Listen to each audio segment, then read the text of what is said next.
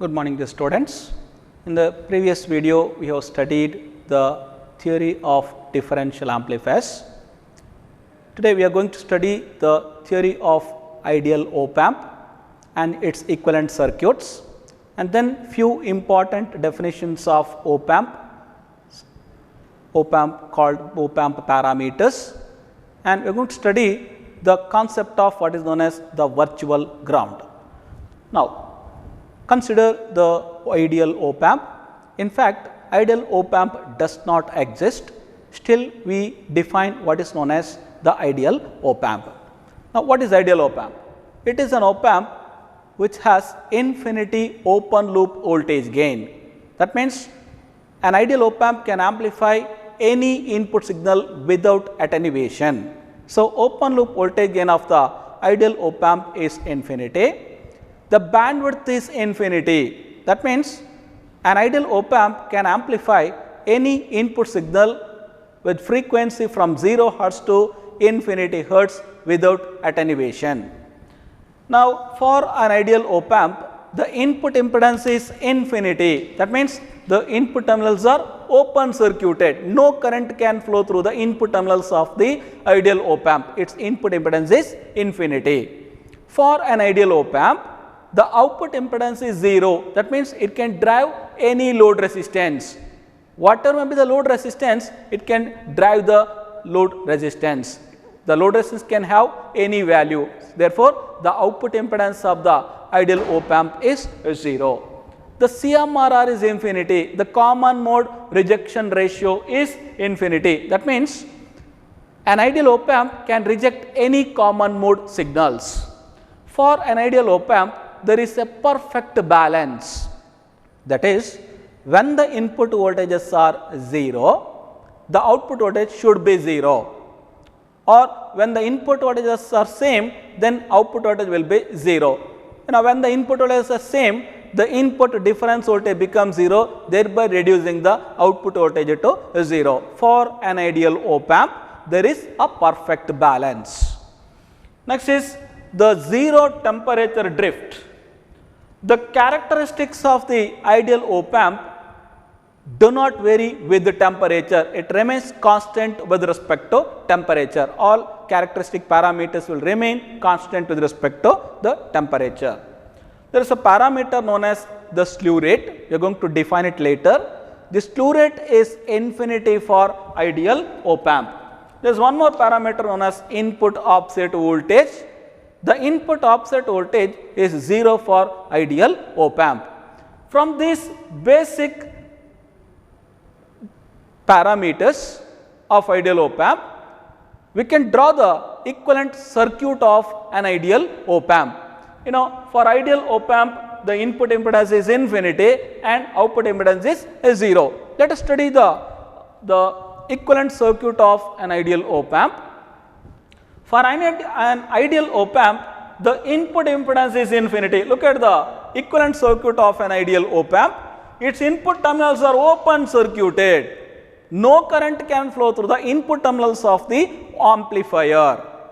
For an ideal op-amp, the output impedance is 0. That means, the output terminal is short circuited. Here, there is an output voltage source which is given by AD into VID, where AD is the differential voltage gain and VID is the input difference voltage. So, voltage gain into input difference voltage gives you the output voltage of the amplifier.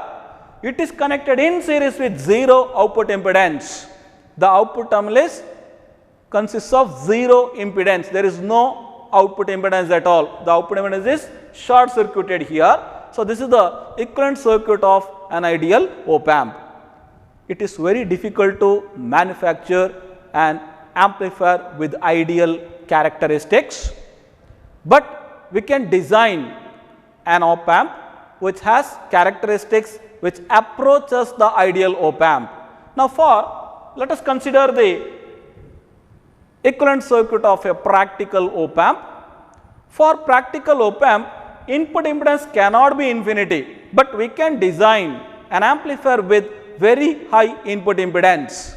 So, for a practical op-amp, input impedance is not infinity, but it is very, very high. So, if you observe the input terminal, there exists a high input resistance or input impedance. Now, look at the output circuit. The output circuit can be replaced by its Thevenin's equivalent network consisting of Thevenin's voltage source AD into VID in series with the output impedance. For ideal op amp, output impedance should be 0, but it is not possible to design an amplifier with 0 output impedance, but we can design an amplifier which has very low output impedance. Now, for a practical op amp, the output impedance is not 0, but it is very, very low. So, the output circuit consists of output voltage source AD into VID in series with the low output impedance. All practical op amps have very high input impedance and very low output impedance. We cannot design an amplifier with infinity input impedance and 0 output impedance. It is not at all possible, but the practical op amps have very, very high input impedance, very low output impedance. So, these are the equivalent circuits of ideal op amp and the practical op amp. Let us define some of the important parameters of the op amp. The first one, that is open loop gain. Open loop gain is nothing but the voltage gain of the amplifier without any feedback. The open loop gain is defined as the ratio of output voltage to the input difference voltage. The voltage gain of the amplifier without feedback is called the open loop gain. It is defined as a ratio of output voltage to the input difference voltage. What is the open loop voltage gain of ideal op amp? For ideal op amp, voltage gain is infinity. The practical op amps like op amp 741 has the voltage gain of the order of 10 to the power 5 or 1 lakh, and all practical op amps have open loop voltage gain of the order of 10 to the power 5 or 1 lakh or more. The next is input impedance. The input impedance is usually measured across one of the terminal of the amplifier, one of the input terminal with the other input terminal connected to the ground. The op amp consists of two input terminals, the inverting input terminal and the non-inverting input terminal. Usually the input impedance is measured across one of the input terminal with the other input terminal connected to the ground. Now, what is input impedance? The input impedance is the equivalent impedance that can be measured at either inverting input terminal or non-inverting input terminal of the op amp with the other input terminal connected to the ground. Now, for ideal op amp, the input impedance is infinity. The practical op amps have input impedance of the order of few mega ohms. For op amp 741, the input impedance is 1 mega ohm. So, input impedance is the equivalent impedance that can be measured at either inverting input terminal or non-inverting input terminal of the op amp with the other input terminal connected to the ground. For ideal op amp, Zn equal to infinity, and for practical op amps, the input impedance is of the order of few mega ohms. The next is the output impedance. Output impedance is usually measured across the output terminal of the op amp and the ground. The output impedance is the equivalent impedance that can be measured between the output terminal of the op amp and the ground. For op amp 741, the output impedance is around 75 ohm, and for ideal op amp, the output impedance is 0. For ideal op amp, output impedance is 0, and for practical op amps like op amp 741, it is 75 ohms. Next is the bandwidth. For ideal op amp, the bandwidth is infinity. That means whatever may be the input signal frequency, the op amp, ideal op amp can amplify any signal with frequency from 0 hertz to infinity hertz without attenuation. So, it will produce a constant output voltage for all frequencies from 0 hertz to infinity hertz. This is not the case of practical op amp. The practical op amps have the bandwidth of few megahertz. The practical op amps can produce the constant output voltage only up to a particular frequency, and there onwards the voltage gain drops off. You know the frequency response curve of a low pass filter, it resembles the frequency response curve of the low pass filter. The voltage gain remains constant up to few megahertz, there onwards the voltage gain decreases. The practical op amps have bandwidth of few megahertz. For op amp 741, it is 1 megahertz. So, the bandwidth remains constant only for ideal op amp. For ideal op amp, bandwidth is infinity. So, the ideal op amp can amplify any signal from 0 hertz to infinity hertz without attenuation. The next is common mode rejection ratio. Already we have defined common mode rejection ratio. Common mode rejection ratio is defined as the ratio of differential mode gain to the common mode gain. For ideal op amp, CMRR is infinity.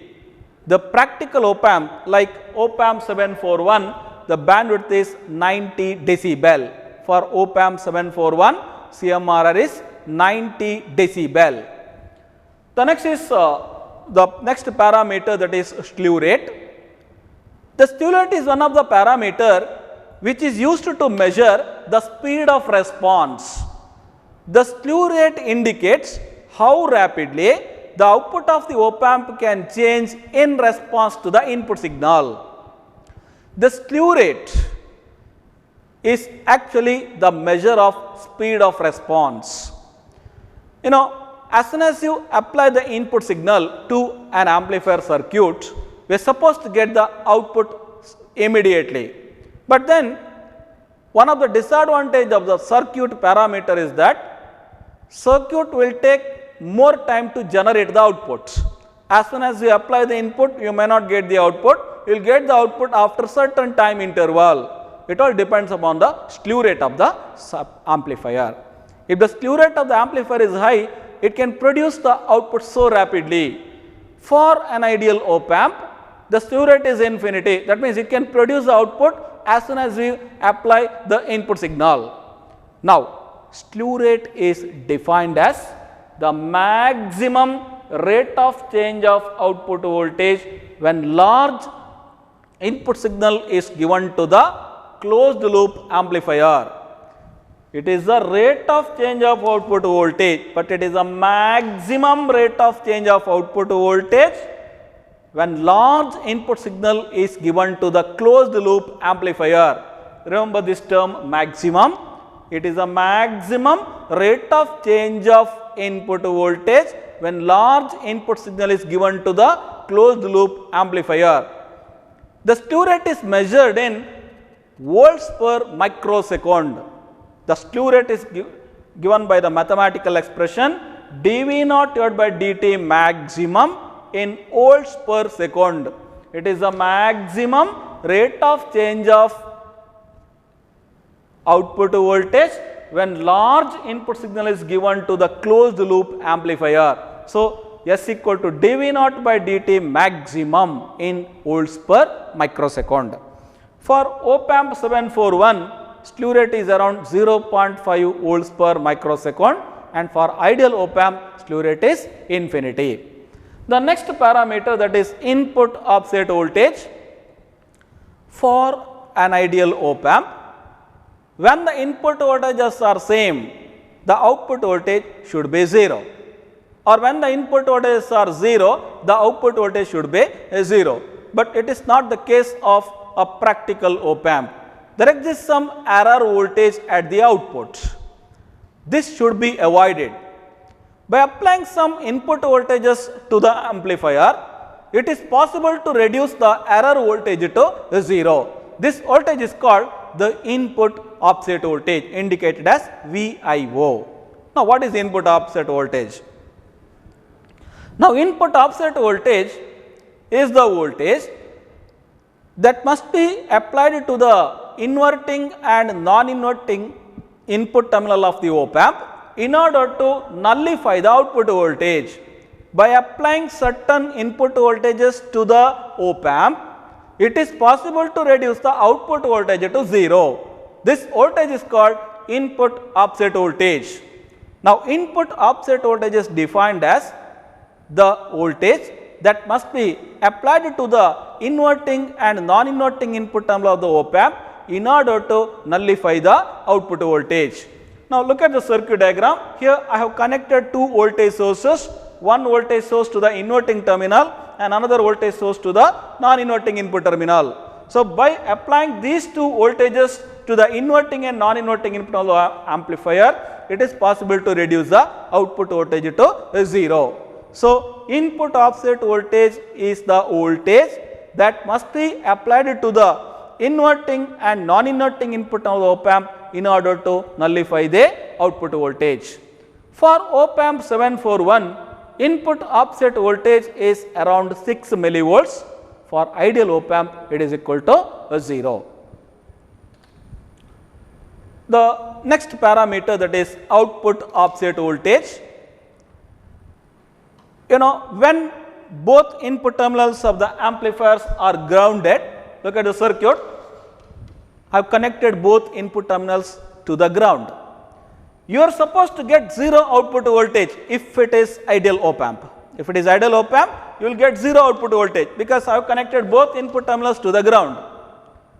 But it is not the case of a practical op amp. When both input terminals of the op amp are connected to the ground, the output voltage may not be 0 for a practical op amp. This voltage is called the error voltage. Already we have studied the working of differential amplifiers. In the case of differential amplifier, we have seen that the differential amplifier requires two transistors which are exactly identical in properties. We need two transistors which are exactly identical. But there may be some difference in the properties of the two transistors used in the differential amplifier configurations. So, there exists what is known as the error voltage. This error voltage is due to the difference in the VB values of the transistors used in the differential amplifier configurations. So, when both input terminals of the op amp are connected to the ground, or when both input voltages are same, there exists some error voltage at the output. This voltage is called the output offset voltage. This error voltage is due to the difference in the properties of the two transistors used in the differential amplifier configurations. Now, let us summarize the characteristics of the ideal op amp and the practical op amp. Now, consider the open loop gain. The open loop gain of ideal op amp is infinity. The practical op amps have open loop gain of the order of 10 to the power 5 or 1 lakh, nearly 1 lakh, 10 to the power 5. Input impedance, for ideal op amp, input impedance is infinity. For practical op amp, it is of the order of few mega ohms. For op amp 741, the input impedance is 1 mega ohm. The next is the output impedance. Output impedance is 0 for ideal op amp and it is few ohms for practical op amps. For op amp 741, it is 75 ohms. Next is the bandwidth. Bandwidth is infinity for ideal op amp and it is few megahertz for practical op amps. CMRR is infinity for ideal op amp and it is nearly 90 decibel for practical op amps like 741, op amp 741. The next is slew rate. Slew rate is infinity for ideal op amp and it is 0.5 volts per microsecond for op amp 741. Input offset voltage is 0 for ideal op amp and it is few millivolts for practical op amps. Let us study the applications of the op amp. The applications of the op amp are broadly divided into two types. One is the linear applications and other one is called the non-linear applications. Now, what are linear applications? In the case of linear applications, the output voltage is directly proportional to the input voltage.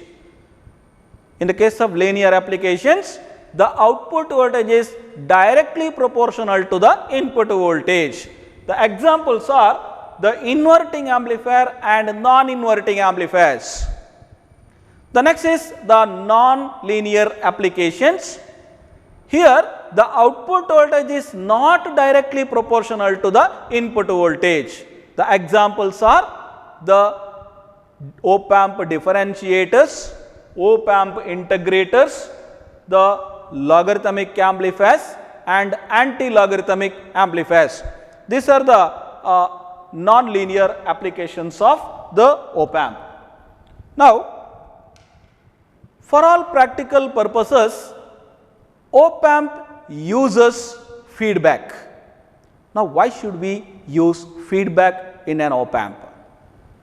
The reason is the voltage gain of the op amp is infinity. Since voltage gain of the op amp is infinity, when you apply an input signal to the op amp, the output remains constant. The output may be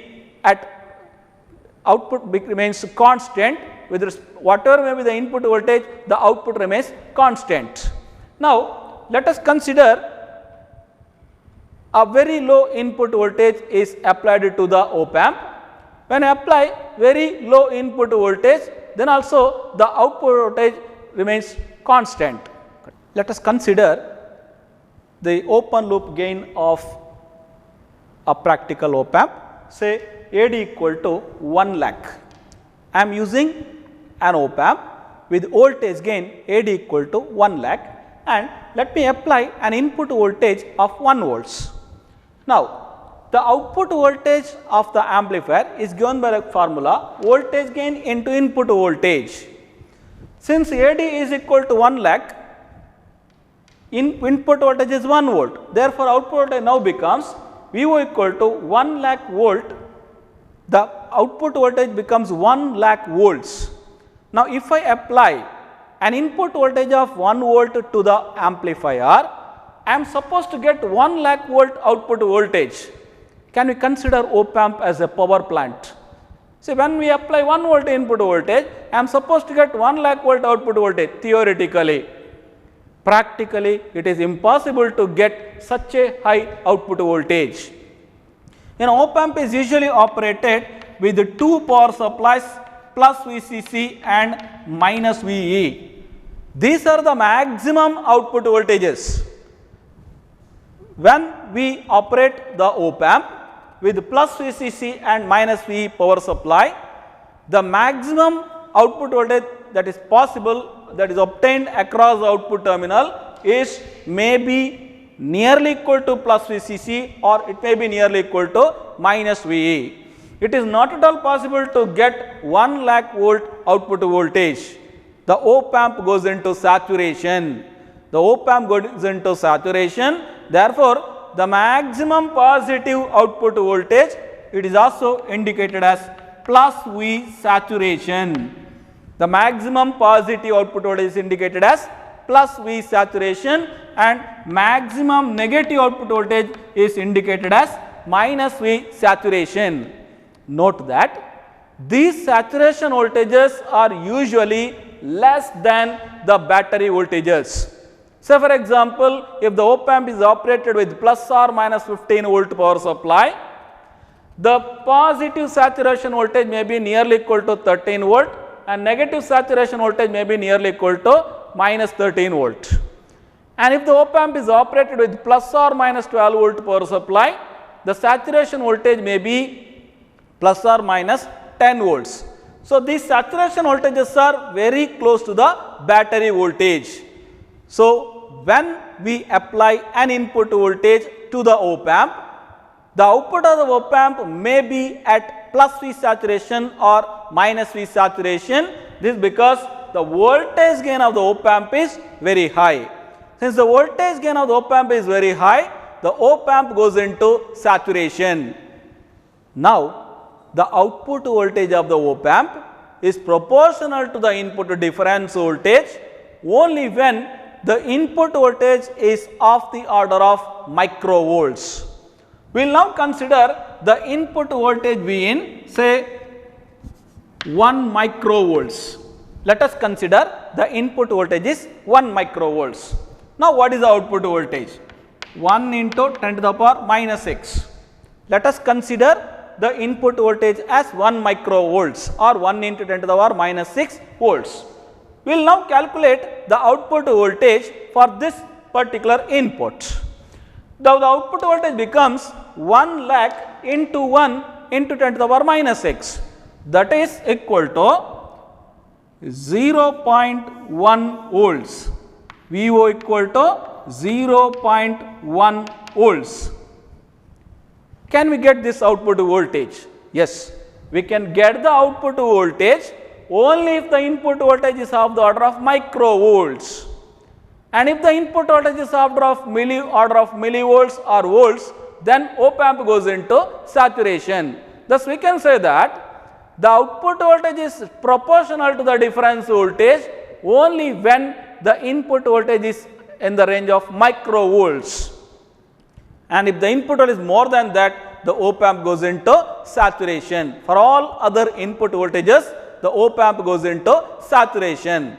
So, op amp can be used as an amplifier only if the input voltage is of the order of microvolts. Therefore, for all practical purposes, op amp uses feedback. Usually, the negative feedback is used.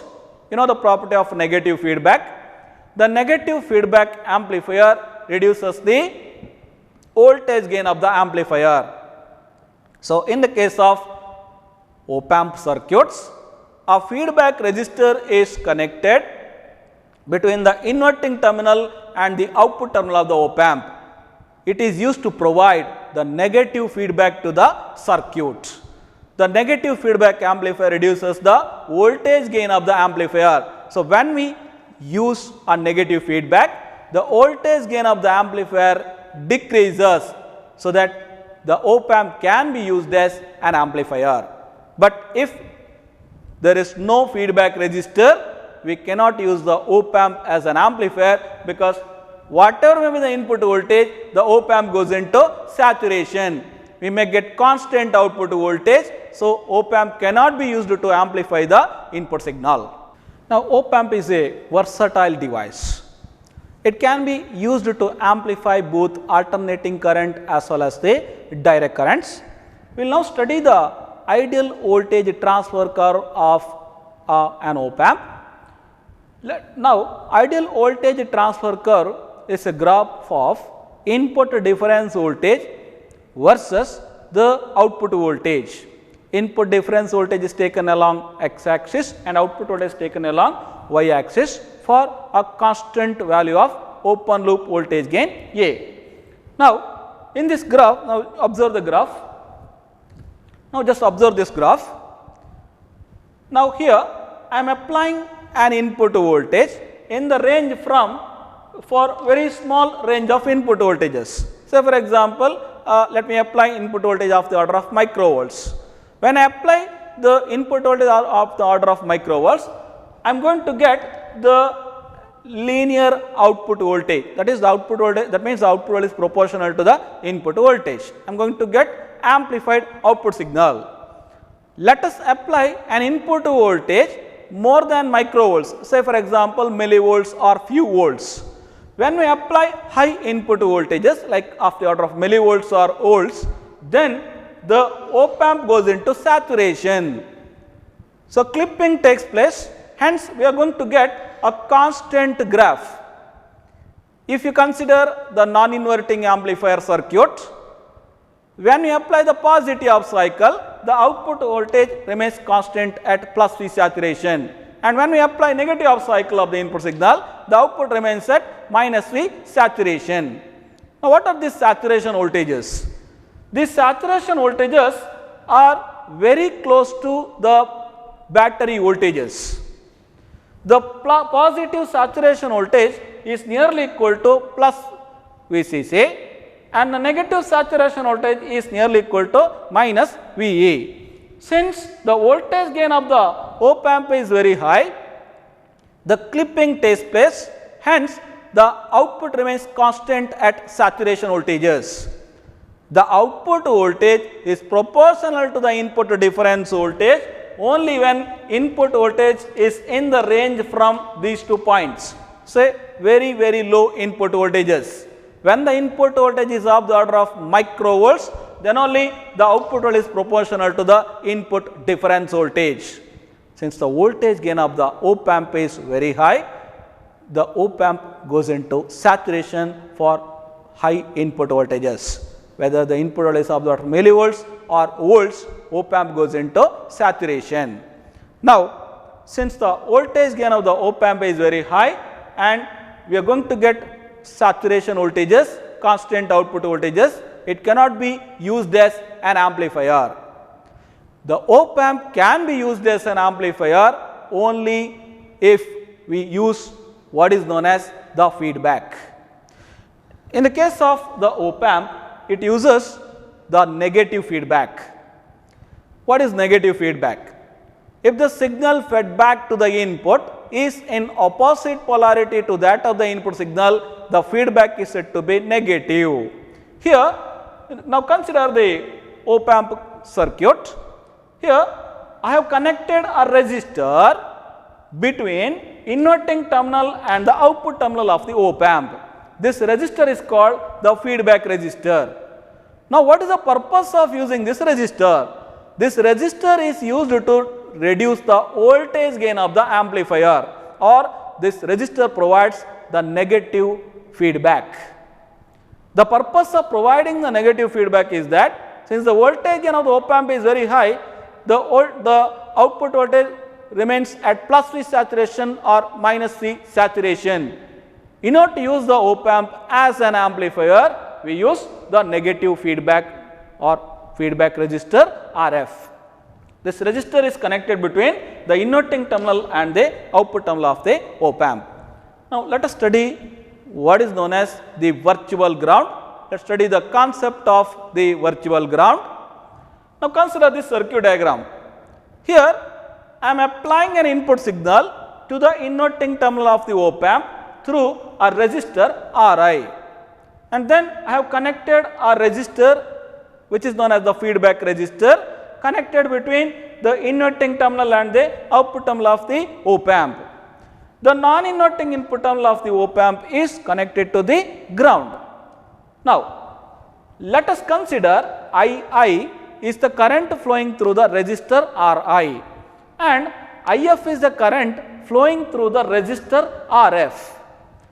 IB is the current flowing through the input terminals of the op amp. Now, Ri is the input resistor. It is used to apply the input signal to the inverting terminal of the op amp. RF is the feedback resistor connected between the inverting terminal and the output terminal of the op amp. II is the input current, or it is the current flowing through the resistor Ri. IF is the current flowing through the feedback resistor RF.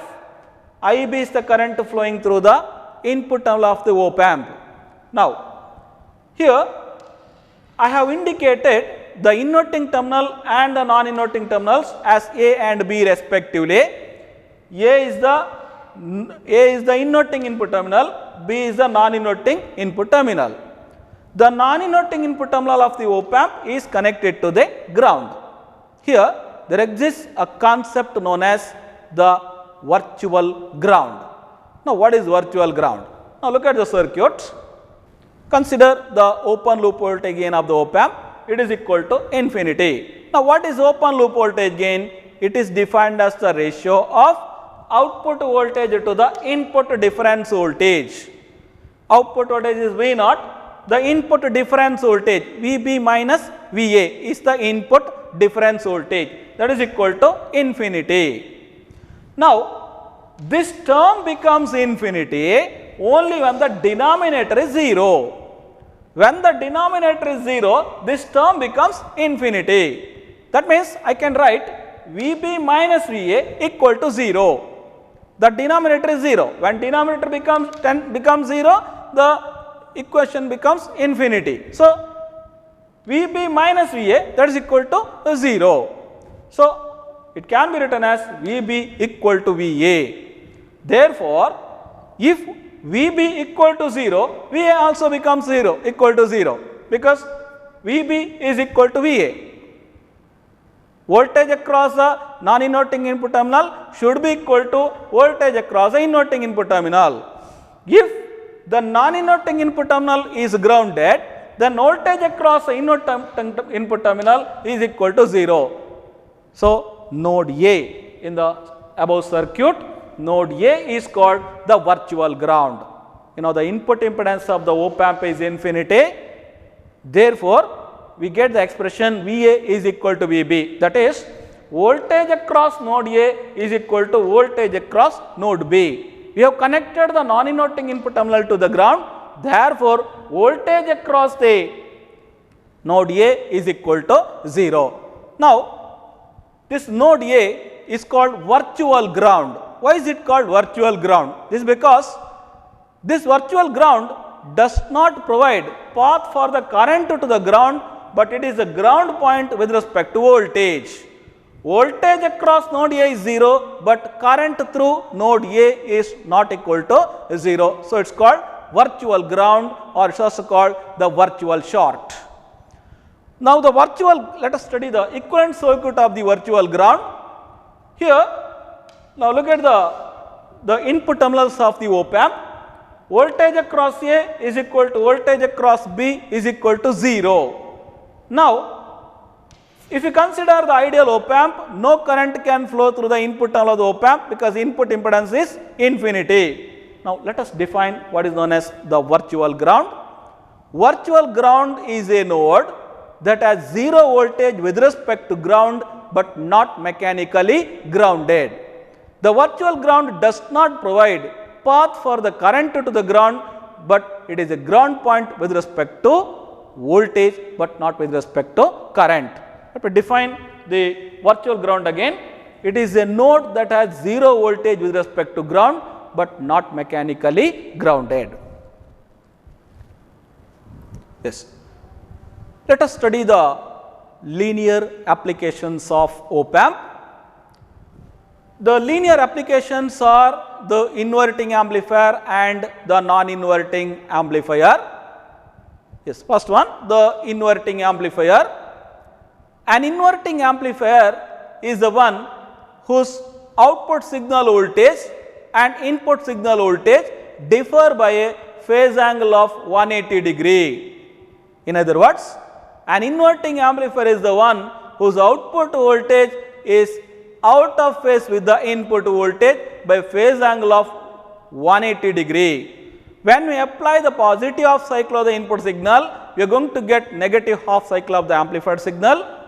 When we apply the negative half cycle of input signal, you are going to get positive half cycle of the output signal. So, in the case of an inverting amplifier, the input signal and output signal differ by a phase angle of 180 degree. We will now study the circuit diagram of the inverting amplifier. Here, the input signal Vin is applied to the inverting terminal of the op amp through resistor Ri. RF is the resistor connected between the inverting input terminal and the output terminal. RF is called feedback resistor, Ri is called input resistor. Ri is the resistor which is connected to the inverting terminal of the op amp. RF is the resistor which is connected between inverting terminal of the op amp and the output terminal. The non-inverting input terminal of the op-amp is connected to the ground. Let us consider II is the current flowing through the resistor Ri and IF is the current flowing through the feedback resistor. Now, IB is the current flowing through the input terminals of the op-amp. Now, node A is the virtual ground. You know the voltage across virtual ground. Voltage across the virtual ground is 0 because we have connected the non-inverting input terminal to the ground.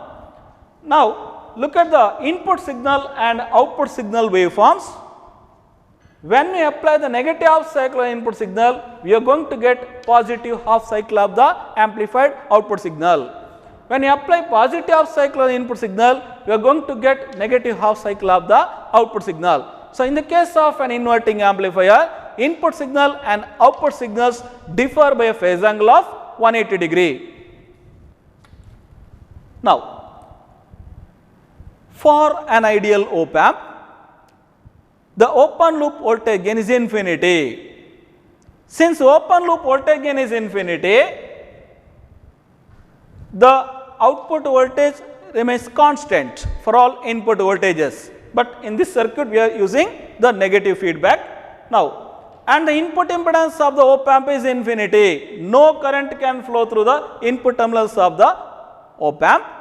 That means the base current IB, the input current IB is equal to 0 and VA is equal to VB equal to 0. Voltage across node A is equal to voltage across node B, that is equal to 0. The concept of virtual ground. Now, for an ideal op-amp, input impedance is infinity, therefore, the base current IB equal to 0. Now, the expression for the output voltage of the inverting amplifier can be obtained by applying KCL to the node A. Let me go back to the circuit. Consider a circuit diagram. Here, consider the node A.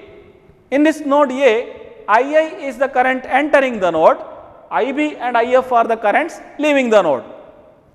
Kirchhoff's current law states that algebraic sum of the currents entering into the node is equal to algebraic sum of the currents leaving the node. That is, II is the current entering the node, IB and IF are the currents leaving the node. Therefore, according to Kirchhoff's current law, II equal to IB plus IF. II is the current entering the node, IB and IF are the currents leaving the node. Now, look at the derivation, II equal to IB plus IF. Since IB is equal to 0, I can write II equal to IF. In the case of op-amp, input impedance is infinity. No current can flow through the input terminals of the op-amp. Therefore, the base current IB equal to 0. Therefore, we can write II equal to IF since IB equal to 0. Now, what is II? II is nothing but the current flowing through the resistor Ri. II is the current flowing through the resistor Ri. Now, how to calculate Ri? Very simple. We just observe both ends of the resistor Ri. One end of the resistor Ri is connected to the input voltage. Other end of the resistor Ri is at virtual ground. Look at both ends of the resistor. One end of the resistor is connected to input voltage, other end is at virtual ground. Now, what is the voltage across resistor Ri? It is given by Vi minus Va. Vi minus Va is the voltage across the resistor Ri. According to Ohm's law, I equal to V by R. According to Ohm's law, I equal to V by R. We know the voltage across the resistor Ri, that is Vi minus Va. Divided by Ri gives you the current II. Therefore, the current flowing through resistor Ri is given by the formula Vi minus Va divided by Ri, which is the input current. Now, look at the feedback current IF. One end of the feedback resistor RF is at virtual ground or it is connected to the inverting input terminal. Other end of resistor RF is connected to the output terminal. Look at both ends of the resistor RF. one end of the resistor RF is at virtual ground or it is connected to the inverting input terminal. Another end is connected to the output terminal. Now voltage across a feedback resistor is given by the formula VA minus V naught. Here in the case of inverting amplifier, the output voltage is negative, because for positive input voltage you are going to get negative output voltage. Therefore, the output voltage is taken as negative. So voltage across a feedback resistor now becomes VA minus V naught divided by the feedback resistor RF gives you the current IF according to Ohm's law. According to Ohm's law, I equal to V by R. VA minus V naught is the voltage across a feedback resistor divided by RF gives you the current flowing through the feedback resistor. So IF is given by the formula VA minus V naught divided by RF. Look at the equation. Vi minus V naught by Ri, which is the input current. Va minus V naught by Rf is the feedback current If. Now, you know the value of virtual ground. Virtual ground voltage is 0 because Va is equal to Vb equal to 0. Voltage across the virtual ground is 0. Therefore, Va is equal to 0. Now, in this equation, let us substitute Va equal to 0 because Va is equal to Vb equal to 0, the concept of virtual ground. So, equation becomes Vi divided by Ri, that is equal to minus V naught divided by Rf. We will now write this equation in terms of the output voltage. Take Rf to the right hand side of the equation and negative sign to the right hand side of the equation. The output voltage VO is equal to minus Rf by Ri into Vi. Now, the voltage gain of the amplifier AF, that is equal to V naught divided by Vin, that is equal to minus Rf divided by Ri. Remember this formula, very important formula. The voltage gain of the inverting amplifier is given by the formula minus Rf divided by Ri. What is Rf? Rf is a feedback resistor. What is Ri? Ri is the input resistor. So, voltage gain of an inverting amplifier is given by the formula minus Rf divided by Ri. In order to calculate the output voltage, we use the formula VO, that is equal to minus Rf by Ri into Vi. In this equation, we can observe that the voltage gain is negative. Voltage gain of an inverting amplifier is negative. Now, why do we get this negative sign? This negative sign indicates that there is a phase shift of 180 degree between the input signal and the output signal. For an inverting amplifier, the input signal voltage and the output signal voltage differ by phase angle of 180 degree. So, the negative sign indicates that there is a phase shift of 180 degree between the input signal and the output signal. Next, study the working of what is known as the inverter, or it is also called the sign changer. One of the immediate application of the op-amp inverting amplifier is what is known as the inverter, or it is also called the sign changer. Now, this inverter circuit can be constructed from the basic inverting amplifier.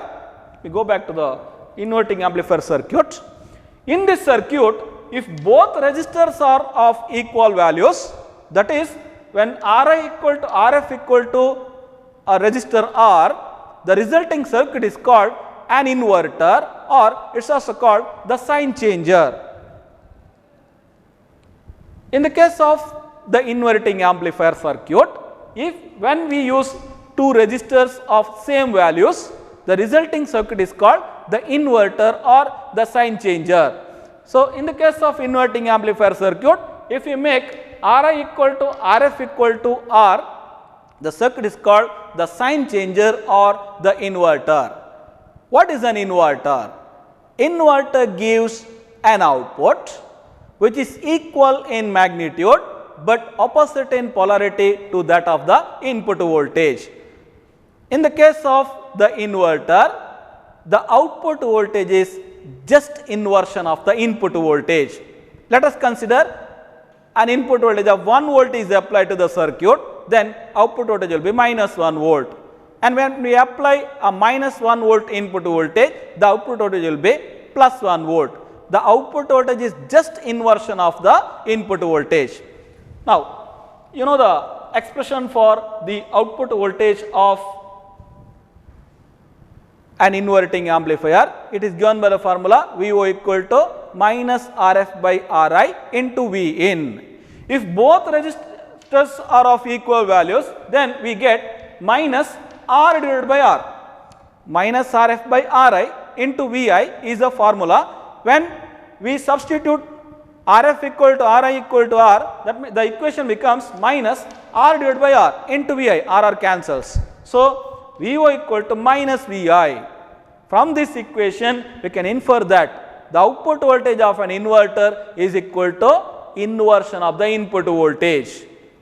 The inverter gives an output which is equal in magnitude but opposite in polarity to that of the input voltage. So, it is an amplifier which gives an output which is just inversion of the input voltage.